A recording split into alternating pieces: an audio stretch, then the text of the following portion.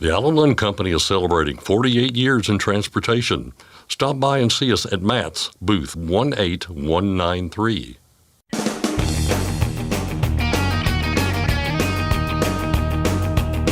OOIDA, representing America's truckers since 1973, presents Landline Now with your host, Mark Redding. Speed limiters, the bathroom bill, and autonomous trucks were just a few of the topics of discussion during Lewie Pugh's recent visit to Washington, D.C. We speak with him about his meetings with lawmakers and the importance of OOIDA members. This week, the talk at the Spirit of the American Trucker has been about the technical side of trucking. That includes some problems truckers are having with parts they need for their rigs, as well as ongoing problems that some are having with their electronic logging devices. I'll talk with Marty Ellis, who drives the Spirit. And finally, it's been a while, but DAT is tracking some possible signs of life on the spot market. Could the long-awaited turnaround finally be coming? Robert Rouse joins us for our weekly market update. But first, the news with Ashley Blackford. Thanks, Mark. A plan is now in place to address charging infrastructure for zero-emission trucks. A national zero-emission freight corridor strategy was released this week by the Biden-Harris administration. The Joint Office of Energy and Transportation released its four-phase plan to create a charging and hydrogen fueling infrastructure for zero-emission trucks from 2024 to 2040. The strategy is in line with a goal of 30% zero-emission truck sales by 2030 and 100% sales by 2040 that was established by a global memorandum of understanding signed by the U.S. and more than 30 other countries. Zero-emission trucks, electric and hydrogen-fueled trucks are actually zero-direct emission vehicles. The emission measured may be zero on the truck, but emission related to battery production, distribution, recycling, and disposal do not have a net zero result. For more on this announcement, visit landline.media for the full article. A Detroit man was convicted this week of setting fire to 6 semi-trailers. According to KTLA, between December of 2021 and September of 2022, 66-year-old Vio Real Precop set fire to 6 trailers that belonged to Swift Transportation, 4 in San Bernardino County and 2 in Riverside County. Authorities said in each of the incidents, the trailers were parked at or near a truck stop when a fire occurred on the trailer portion of the vehicle, mainly on or near the trailer tires. In addition to these 6 counts of arson, Precop burned at least 18 other Swift semi-trailers beginning in June of 2020. His sentencing hearing is scheduled for June 7th. He faces a mandatory minimum of 5 years in prison and up to 20 years on each count. Self-driving Class 8 tractor-trailers will be deployed later this year in a leader-follower platoon between Ohio and Indiana. Globe Newswire reports that Credo Defense and Security Solutions, Inc., which is a technology company, will be using the platooning tractor-trailers to haul customer freight shipments between the two states. According to the article, the leader and follower trucks were provided by Ease Logistics, which will be providing a high-qualified driver for the leader truck and a safety rider on board the self-driving follower truck who can take over manual driving control at any time. Credo says this plan is intended to address driver shortage impacts, a claim based on a belief that the Owner-Operator Independent Drivers Association refutes. OOIDA says there is not a driver shortage problem, but rather a driver retention problem. The penalty for bridge strikes could be going up in British Columbia. Truck drivers could face up to as much as $100,000, as well as imprisonment up to 18 months upon conviction for violations. The BC government says the proposed changes to the Commercial Transport Act are in an effort to take stronger action to make highway travel safer for everyone. The legislative changes are in response to 35 crashes that have occurred since late 2021 by overhyped commercial vehicles. Laws surrounding highway infrastructure crashes have not changed since the 1970s. Dave Earle is president and CEO of the BC Trucking Association. He says they welcome the legislative change by the province to hold carriers accountable.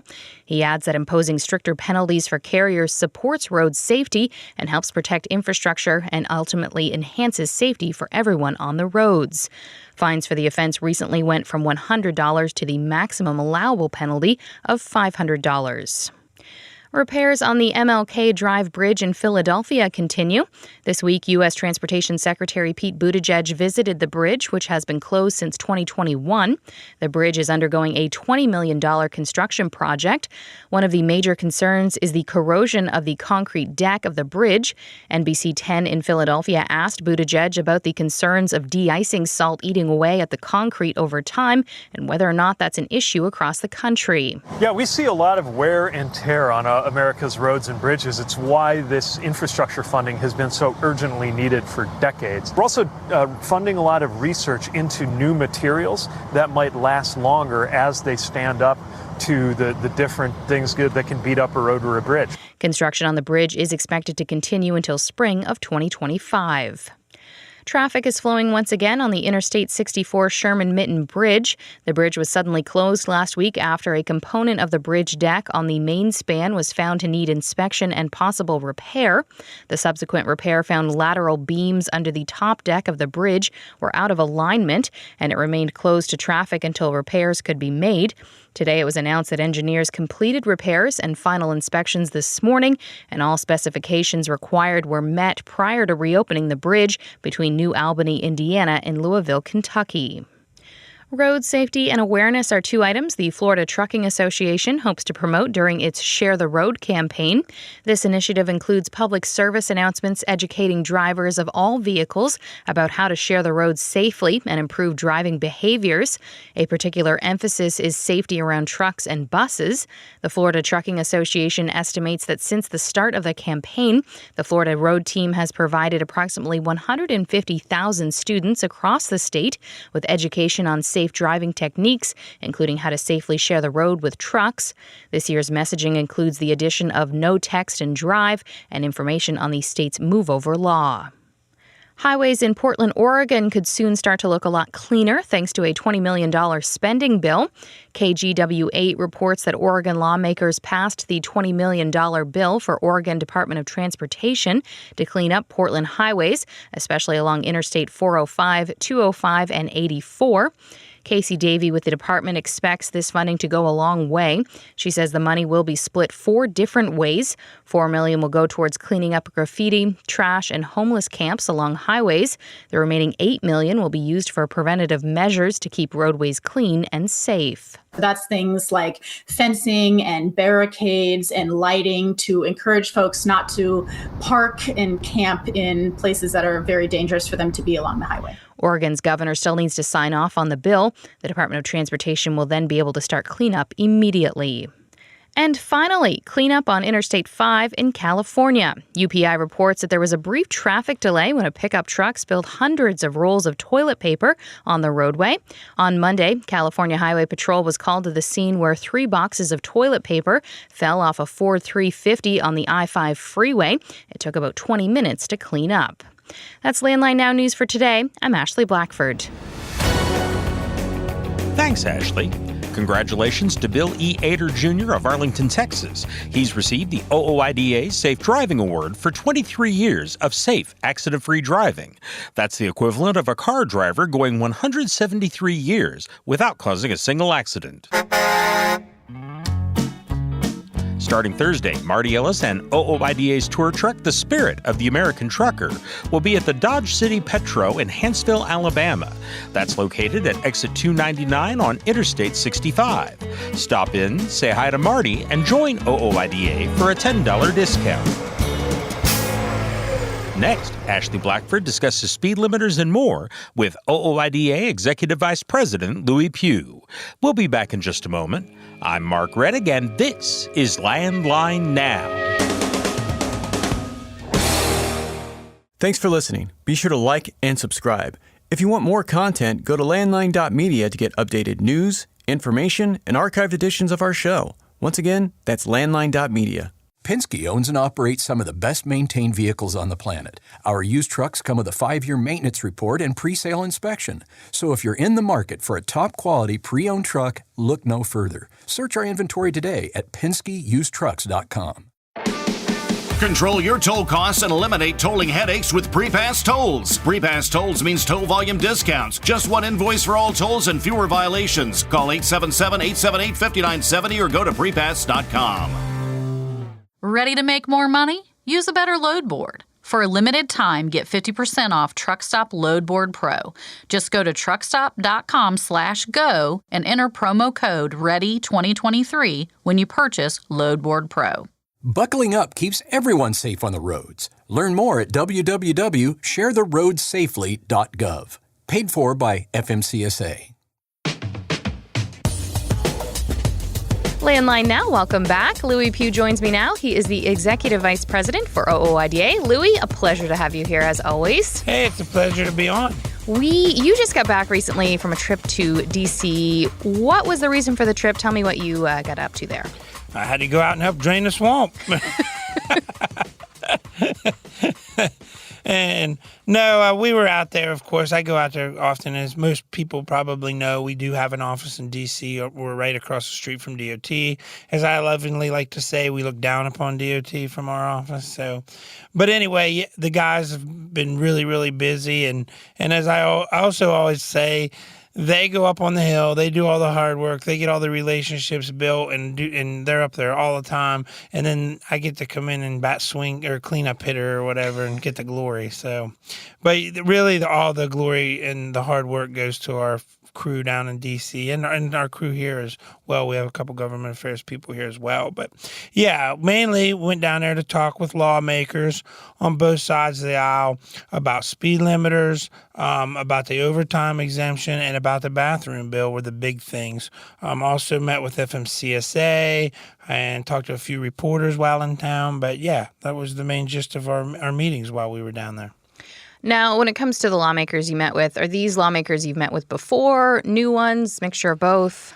A mixture of both. Yeah, a few of some of our frequent flyers I met with, but also I met with quite a few new ones this time. Some new folks on T&I and a couple other committees down there that we work with. But it was good to meet them. Some folks that are new, some freshmen that are there. A couple, one from Washington and one from Oregon as well. The one who replaced DeFazio Hoyle.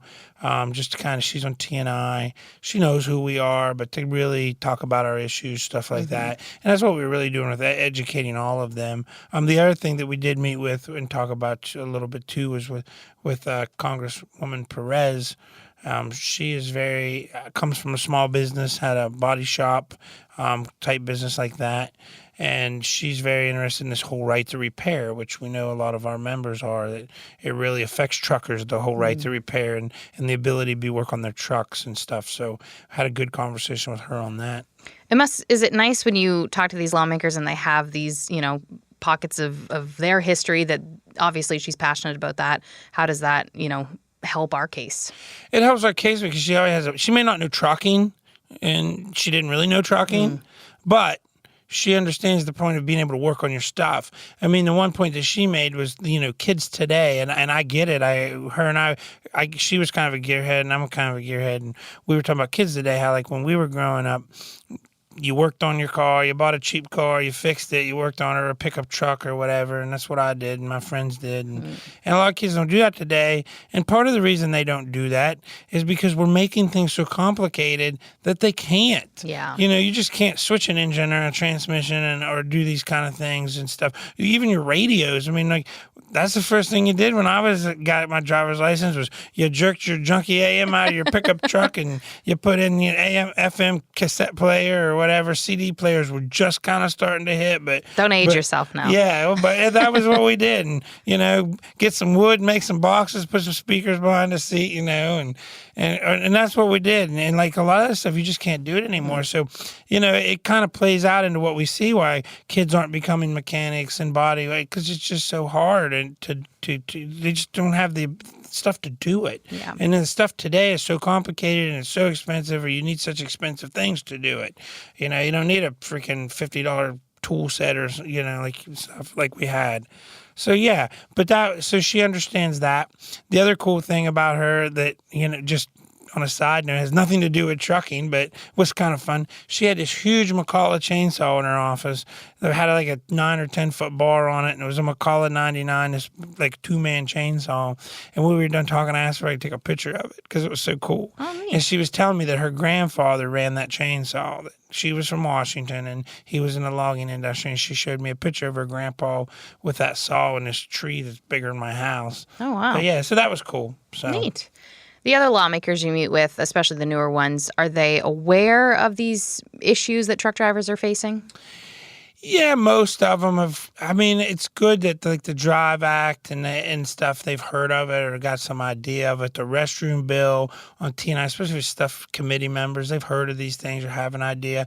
A lot of them want clarification. A couple folks we talked to have not. And because it was funny, we met with a staffer the one morning, and we brought up, we were there to talk about the bathroom bill and the Drive Act. And we no more sat down before I even go through the spiel of he goes, I am so interested to hear why we need a rule or a law for people to use the restroom. I just find that fascinating. I can't even believe that. And so we explained, why and what's going on in industry, and this is sort of resulted out of COVID and so on. So yeah, but it was, it was a good information. But he was very interested, and that's the people don't understand that, and that's part of the thing with lawmakers, and that's why it's so important that you reach out to your lawmaker, because most lawmakers aren't in trucking, and they know that goods get from this place to that place, and truckers do it, but they don't really understand all the problems and situations that go along with that. Mm-hmm. You said you met with some media folks, reporters. What were some of the topics that they were covering? Big topic was AV trucks, of course, the autonomous vehicles. Another big topic was discussing the administrator has left FMCSA, as we all know, like what OIDA would like to see, what our perfect administrator looks like. So that was some topic of discussion. In fact, I just saw their story print on that this morning.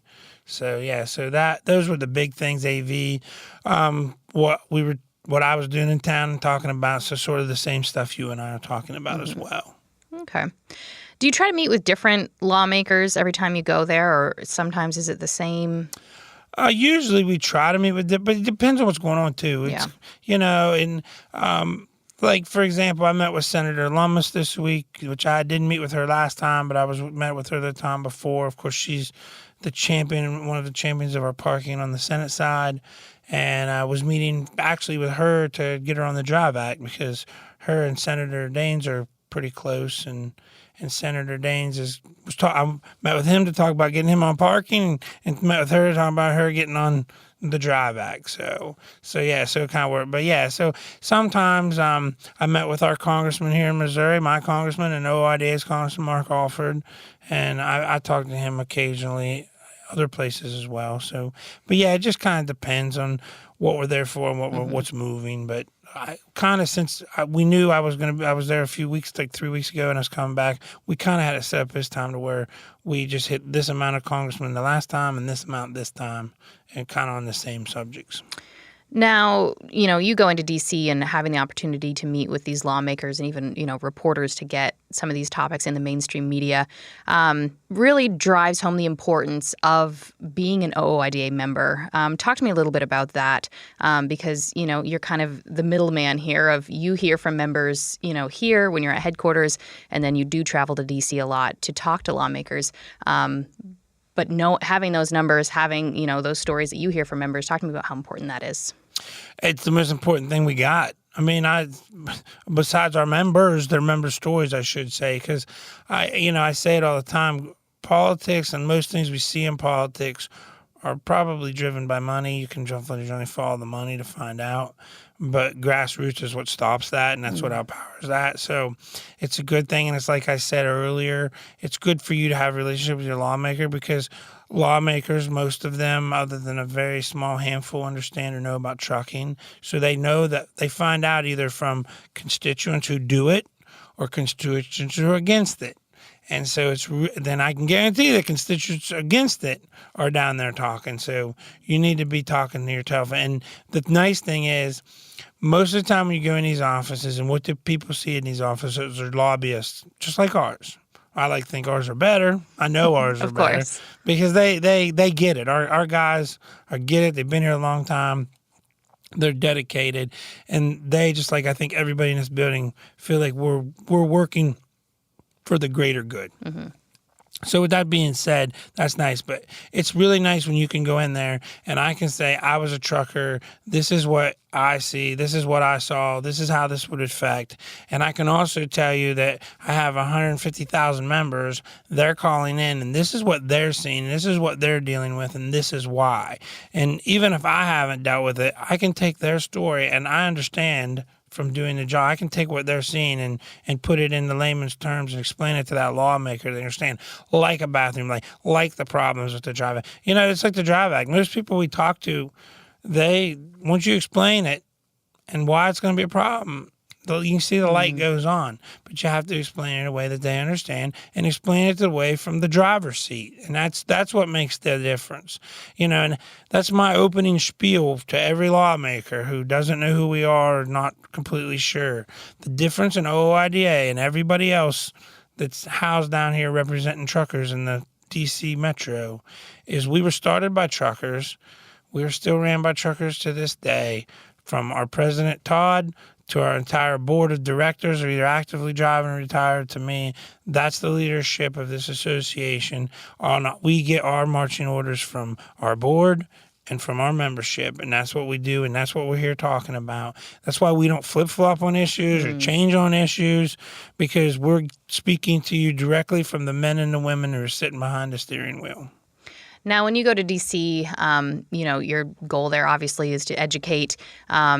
What do you take away from it after meeting with the lawmakers that you meet with and having these discussions? What do you learn from it? The biggest thing you learn is lawmakers are just real people too. Yeah. And as much as social media and the mainstream media and every other freaking thing garbage that we see out there wants you to believe that everybody's fighting everybody and everybody's crazy, there is that fraction of people down there. But there's still a lot of people in Washington, D.C., lawmakers who want to do the right thing. And they're just as frustrated with all the noise on both sides of the aisle as we are, as you are, and as everybody else, because it makes it very difficult for them to do their job. They want to change. They want to make trucking better. They want to make things better for their constituents and for our country, which is what they're sent there to do. But unfortunately, you have media darlings and media stars and social media stars, and then you get all this gobbledygook, and it gets all, mistranslated, and things that are good become political because this politician wanted it, but, this side of the aisle wanted this or whatever, and it messes everything up. Mm-hmm. So, but that's the one thing I'd say is that there are still a lot of people in D.C. who want to do the right thing and try to do the right thing. It's unfortunate that sometimes partisan or party line politics get in the way of making things better for truckers, for people, for our country. Last question I have for you. The Mid-America Trucking Show is coming up next week. What do you expect? You'll obviously be there. What kind of issues do you expect to hear drivers talking about there? I think speed limiters. I think probably driver pay, parking, all the things that we're working on. It's funny we don't hear as much about ELDs as we used to, but probably still hear some of that. It's just that those are the kind of things I think we'll hear. I'm looking forward to Matt's. It'll be great to see everybody. I encourage everybody to come to our booth. I also encourage you on Friday and Saturday. Both we have presentations on the stage there from our Truck to Success program, and also if you join or pay for Truck to Success, it's a truck show, however you want to say it, there's a big discount for the truck show. So, but anyway, stop by our booth, say hi. I'll be there the entire time. Todd will be there. Say hi to Todd. So it'd be great to see everybody. All right. Lewie, thank you so much. Thank you as always, and thank you to all the truckers out there. Be safe. That was Lewie Pugh, OOIDA's Executive Vice President. For Landline Now, I'm Ashley Blackford. Stay tuned for more after this. Are you tired of the IRS following you around like a dark cloud? Call 888-557-4020 and get your life back. Dispatch, I picked up that load of steel, so I'm ready to roll. Sounds good. Remember, we're getting paid by weight, so make sure to use a cat scale. I wouldn't weigh anywhere else. Forget miss accuracy, weigh your truck on a cat scale. It's tested and proven. Burn 2.1% less fuel when you balance all wheel ends with Centromatic. Call 800-523-8473 to get the OOIDA discount. Landline now. Welcome back. Every week we check in with Marty Ellis, who drives OOIDA's tour truck, the Spirit of the American Trucker. This week, the talk at the Spirit has been about the technical side of trucking. That includes some problems truckers are having with parts they need for their rigs, as well as ongoing problems that some truckers are having with their electronic logging devices. So Marty offered up some of what truckers are saying about that, along with his plans for Mats. Carolina west to Denver, up to Bangor, west to Austin, coast to coast, sea to sea, sail on, sail on. Well, Marty, how are you doing? I am lovely, Mark, and you? Doing very well, thank you. Where are you at right now? I am at the Petro in Dodge City, Alabama, also known as Hanceville. Be here through the 15th, and it is I-65 exit 299. They have 302 parking spots, 8 showers, a Prairie Market Deli, Popeyes, Burger King, Dunkin', and Papa John's Pizza. Well, fantastic. Lots of things to eat. Yes. I don't think I'll starve. Okay. Well, let's talk about the big event coming up later this month. The Mid-America Trucking Show is right around the corner. I guess it starts on the 21st of the month. And do you know yet where you and the Spirit are going to be, Marty? Yeah, we'll be out there with the show trucks, and they will all now be in a new spot in front of the west wing instead of basically behind it. So we'll be out there kind of adjacent to the main parking lot for the cars. And so it'll be a new place, and that's why we have to get there a little earlier, I think, just to kind of get it all figured out. Oh, fantastic. That'll be exciting. Yeah, it will. Maybe we'll get some more traffic out there, seeing the trucks, and because with it being kind of in back, some of the people don't get back there to take a look at those trucks. Yeah, now they'll have to see it as they come in, so that'll be fantastic. Anything special on your agenda for Mats this year? Well, I'm just hoping to see a whole lot of our current members, and for those people that listen on the radio and that want to put a face with a voice, then it's always a great time. And I just love hearing the stories that some of our members come in and let me know about, and some of the challenges and some of their successes. Okay. Well, fantastic. And hopefully you'll have a lot of traffic there at the Spirit. In the meanwhile, we've got a few things that have been coming up there at the Spirit that truckers have brought up to you. And one of those things involves parts.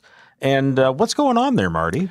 Well, parts, pricing, availability, it's all kind of all wrapped together. When something does break, some of the time it takes days to get a part in, and that can really be a problem when you need to get that load to from point A to point B. And for me personally, we just had a challenge with a part. Of course, they didn't stock it, and you can't blame the shops for not stocking everything. It's never going to happen. So you kind of got to work with them. Now, for us, if I couldn't make it to my next stop by a day, is it going to be the end of the world? No.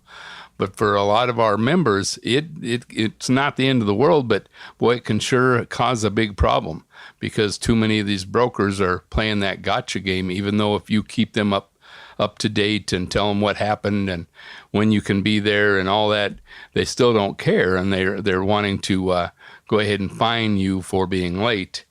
So it is a big deal to our members. And then, of course, when you get the part, pricing can be an issue. A lot of times I get so shocked nowadays at prices, and I shouldn't. Everything's gone up and that. But, where you think that, okay, this should be a few $100s to replace this fancy light, well, then it turns into over 500, then you say, oh, wow, okay, it's a wake-up call. And while I like the fancier lights and all that, some of them really come with a problem, because if you can't get that part right away, you may have an issue. Now, the particular light that we had go out, it wasn't one of the mandatory lights, so we could have gotten by with not having it for a while, but of course we don't want to do that.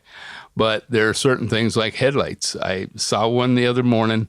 I was, it was dark in the morning while I was up, and saw the guy come in and get some fuel. He had a headlight out, and I'm assuming he knew he had a headlight out. And when he left with that same headlight out, I thought, gosh, dang it, he should have probably went in to see if they had a bulb for it. Well, it dawned on me that, hold it, some of these headlights now, you have to actually replace the whole headlight assembly, not just a bulb that we used to buy at Walmart. And so I don't know how drivers are supposed to be able to just wiggle their nose and find these parts, and you can't have spare everything on your truck and your trailer. So it's a bit of a challenge for our members, of course, every truck driver out there. And I would like to see more of that kind of give and take with law enforcement on, if there's an occasion like that, should you really get CSA points and all that for something you can't control, and and then get it fixed as soon as you can find one? But too much of this stuff is getting too specialized, and you're not going to find it out here on the road. I know that back during the pandemic, like 2020, 2021, that there was a real problem for some people getting parts for their trucks. Is it the same as that? Is it worse? Is it maybe a little better? What's the comparison? I think it's getting a little better where more parts are available. It may still have to be overnighted or 2 days away, depending on the circumstances. But I think the availability is actually getting better. The prices are not, and of course, the labor is still up there quite a bit.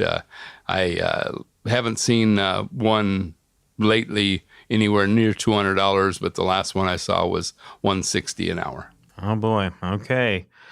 Well, let's go on to another thing truckers are talking about. Unfortunately, it's more problems, and this time with ELDs, or electronic logging devices.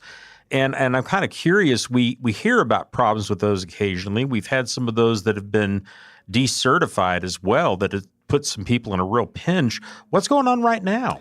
There's I've had a couple people tell me about some of the glitches on some of the units that they have. And some of those glitches can make you not compliant with the hours, even though you really were. One of them, it's a little complicated. When you do the split sleeper berth, and then at some point in time in there throw in a 10, that 10 is supposed to basically get you back to good again, and you have another fresh 11 hours to drive, 14 total. And well, one of these ELD manufacturers have a glitch where you have to show at least 8 hours during that 10-hour break to make the computer say, oh yeah, we can accept this, where even 10 hours not in a sleeper berth, it should take it, but it doesn't. So you can get thinking you're all legal and start heading down the road and say, uh-oh, it didn't take it. So that can be an issue. Another one, and I really didn't think that there was ways to get around ELDs so much, but another one has a glitch in it that if depending on how you reset the ELD unit and how you sign in, you can actually, even with your name on it, sign in where it shows you how many hours you have left, or not do a couple things when you're signing in, and it shows that you have used 0 hours. So that can be a problem. And the problem is, what a lot of our drivers might take that opportunity, to do it wrong, and maybe get in trouble later on down the road if there's an audit or whatever. But some of these glitches, that there's no reason why these companies that have been around for years can't figure this out. So they really need to do a better job. Well, and I think part of that too is that nobody's checking up on them. It's this whole thing of them self-certifying that they meet the requirements. And I would think, Marty, you're probably seeing a lot of folks that are still having problems because of that. Oh, absolutely. That self-certification thing, the FMCSA should be ashamed of themselves for that right there. Okay. They've known of the problems. Now they're shutting ELD providers down, and they have been for a while. It's like, okay, doesn't somebody in that office up there say, hold it, maybe we really made a mistake. Let's go back through, and there won't be any more self-certifying. We will certify them and go through the steps and do it right. So drivers don't get stuck having to buy new equipment, because each time you do, there goes money out of your pocket. And the same thing, with some of them have a monthly payment that you have to do. You could pay for it a year ahead of time and lose that money, because that company is not going to be able to basically rebate all those people that have lost out. Yeah, it seems like they're not really paying attention to the kind of problems that can cause for individual truckers when you're going down the road. You've paid for the ELD, and like you said, some people pay in advance maybe to get a discount, and all of a sudden they can't use the darn thing. Right, and to me, it's all on the FMCSA. Now, did the company not do their either homework or due diligence to make their ELD compliant? Absolutely, but ultimately, it is the FMCSA's job to certify, not this self-certify BS. Absolutely. We've got just about a couple of minutes left here, Marty, and you had mentioned something about the website fightingfortruckers.com, and I'm curious, did you hear something from some truckers about that, or just something you're wanting to get out about it? No, I've actually heard from members that just totally love the ability to go on and within a couple minutes put in their comments to either their elected officials or put comments into the FMCSA on whatever it is, whether it's speed limiters or any of that, the Drive Act. And if more people, I believe, would actually go to that site and use that instead of just directly going to Facebook or Twitter or X or whatever the heck things are called nowadays. I'm not a big social media, but the people just kind of reach to that to complain about certain things. Well, this right here, I am so thankful that our guys have put together a website like this, because it makes it so apparent on what you are going to make comments on. Make it simple. There's either the canned response that, we can send in, or you can basically do all your own input, or you can add your input to what the canned message that OOIDA has put out. And I encourage everybody to actually put in some of their own comments to show that you know about the situation. Let's say it's speed limiters. If you feel they're unsafe, put in there some instances where it would be unsafe for all drivers out here, not just truck drivers, and let them know things like that. And what's so great, and I tell everybody, even if you're not a member, go on Fighting for Truckers to put your voice in. This has got to be done for us to make a difference. Well, Marty, we're out of time here. Any final words before you ride off into the sunset? Hey, guys, I hope to see you at Matt's, but be kind to one another, and don't forget to give that guy next to you a break. You just might need one yourself. Brothers of the highway, children of the wind. Once again, that was Marty Ellis, who drives OOIDA's tour truck, The Spirit of the American Trucker. You can find Marty's next stop on our show and every day at our website, landlinenow.com. That includes truck stops, truck shows, and other special events across the country. Again, you can find that at our website, landlinenow.com. And you can also find the Spirit's complete schedule at the OOIDA website, ooida.com. We'll be back in just a moment with more news and information. I'm Mark Reddick, and this is Landline Now.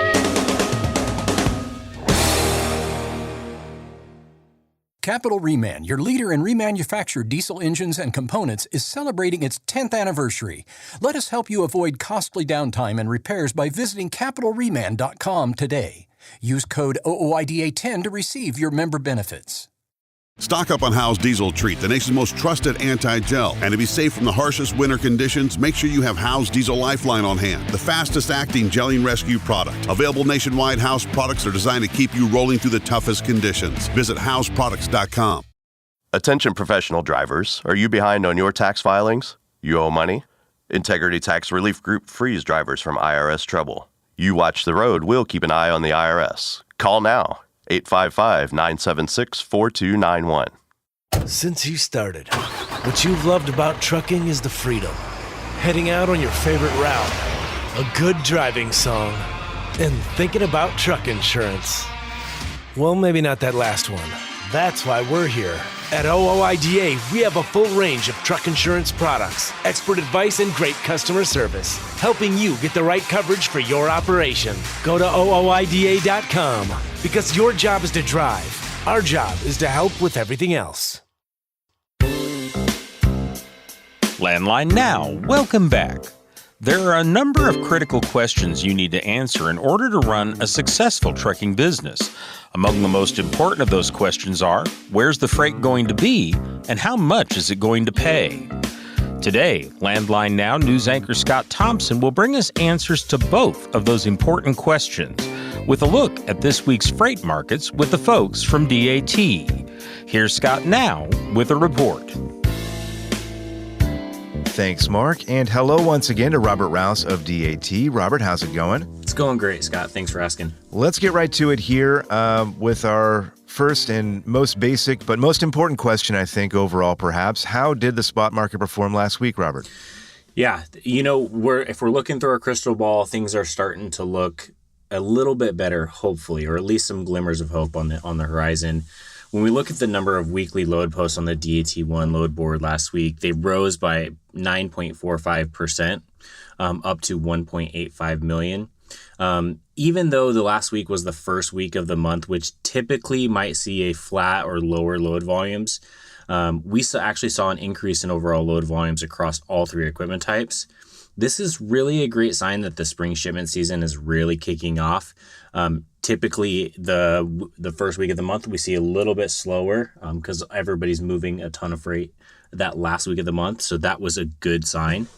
When we look at the number of trucks on the DAT load board, they also increased by about 10%, up to 386,000 trucks last week.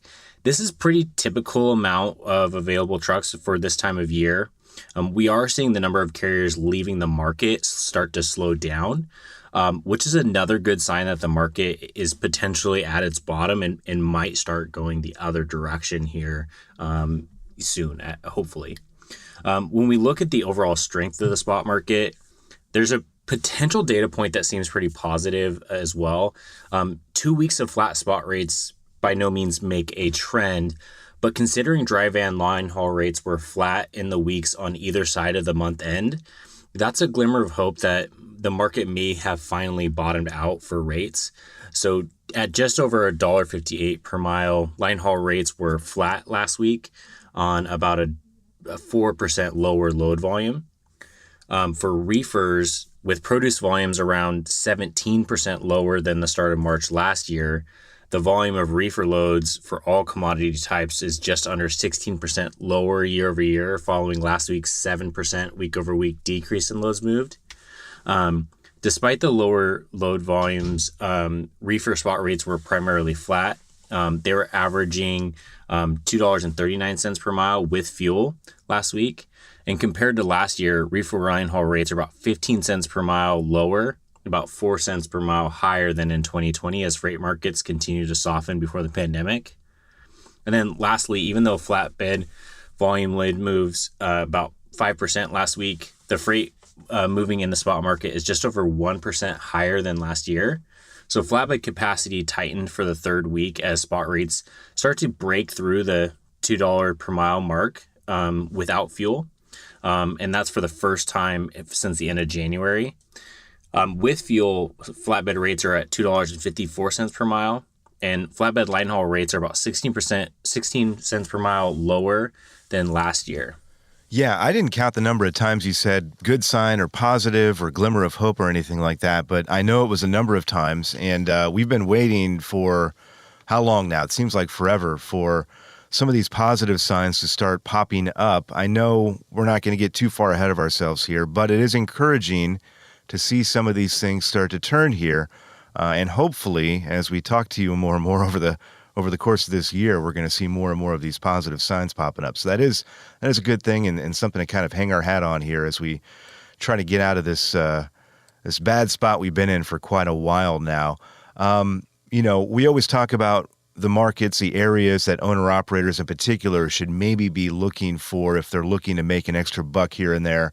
Are there any areas that kind of stick out to you right now? Yeah, one of the things I think is really interesting is, when we look at overall markets and how it continually shifts, it's pretty vital to know how the markets and seasonal shifts, the nitty-gritty of transporting goods, especially when it comes to produce.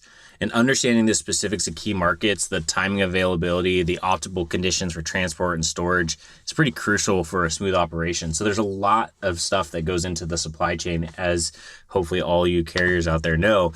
But today I really was kind of inspired and interested in one specific type of produce. Today I really wanted to talk about potatoes from harvest to market and talk about how that's going to impact all the carriers out there. So when transporting potatoes, they're picked up under cool, dry conditions. These cooking staples need to transport at temperatures ranging from 40 degrees to 60 degrees Fahrenheit, depending on the season and variety. Following harvest, there's a crucial curing window of 8 to 14 days where 50 to 60 degrees accompanied by high humidity paves the way for optimal storage conditions, ensuring that they have an extended shelf life. During transit, a meticulous managed cooling process steering clear of temperatures below 30 degrees Fahrenheit is essential to prevent chilling, injury, and rot of the potatoes. This underscores the importance of precise ventilation and moisture control throughout the entire transportation phase. So potatoes are such a great staple because they can be used in dozens of different ways. So according to the National Potato Council, 39% of all potatoes will be frozen, and an additional 22% of potatoes will be made into chips. Just 26% of all potato crops will actually make it to consumers fresh, as we see in the produce section of your grocery store. So you might be thinking, where are potatoes coming from? So per the National Potato Council, the top producing states include Idaho, which produces 12.7 billion pounds of potatoes each year, which is an insane number. Yep. Next is Washington at 9 billion. And then you look at those two states, and then the next 7 states combined make up 16 billion pounds of potatoes. Couple of the highlights are there's Wisconsin, Oregon, and North Dakota all have pretty strong numbers, but nowhere near make up the same number of pounds of potatoes as Idaho and Washington, which produce the vast majority of it. So you might be thinking, when can I start hauling some potatoes? And that's really why I wanted to talk about this, is while imported potatoes are moved almost year round, so we will be getting them from other countries, Canada, as well as other countries, the U.S. crop of potatoes is not harvested until late summer. The reason why is it's important for carriers today is that mid-March to early April is potato planting season, with potentially over 900,000 acres of potatoes that will be planted in the next couple of weeks. That means farmers will need farm equipment, other machinery moved around to ensure that planting can be completed successfully. So this has a really big impact on flatbed freight in the early spring, and then shifts to dry vans and reefers in late summer and into fall as those harvests are starting to move. All right, so you got me hungry, Robert. So good job on that one. Real quick here, we don't have a lot of time, probably only about 30 seconds, but I know you always have a tip or tips for owner-operators, this week as it pertains to what's going on out there. Anything in particular that you would advise people to do? Yeah, I think especially during the spring produce season, I think it's really important for carriers to post their truck and make sure that it has all the right information on it. An effective truck post has the right equipment type. Make sure you're putting in as much details into the comment section as possible. Posting your truck puts you in the driver's seat of a negotiation, and that's really where you want to be. And so that's what I would suggest. But make sure don't leave out a rate on the DAT load board, because then at least the broker knows exactly what rate you are looking to make when they give you a call. DAT.com/trendlines. You can look for weekly market updates on the DAT blog as well, published every Wednesday. Robert, a pleasure as always. Thanks, Scott. That was Robert Rouse of DAT. Mark, back to you.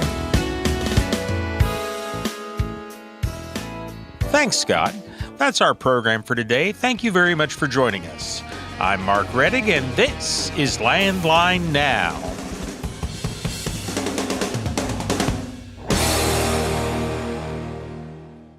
Thanks for listening. Be sure to like and subscribe. If you want more content, go to landline.media to get updated news, information, and archived editions of our show. Once again, that's landline.media. I'm a dad, a son, a husband, wife, I'm a writer, photographer. I farm. I'm a veteran. I love old cars, fishing, my kids, chrome, and I am a professional truck driver. And together we are OOIDA. OOIDA was founded by truckers to stand up and speak on behalf of truckers. We've done that by combining the individual voices of our members into a single, powerful voice. Protecting your interests, defending your rights. Join us! Make your voice heard. Join OOIDA, the Owner-Operator Independent Drivers Association. Call 1-800-444-5791 or visit OOIDA.com.